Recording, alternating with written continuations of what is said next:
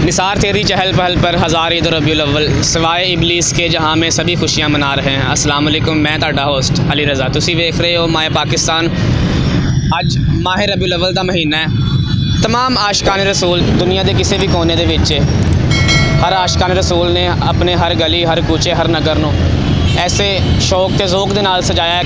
बहैसियत अवाम ने सरकार सल्लल्लाहु अलैहि वसल्लम दी आमद दी खुशी दे विच आशिकान रसूल मुख्तलिफ किस्म दी नियाज लोगों को तकसीम कर रहे हैं। आओ तुहानूं भी विखाने हैं।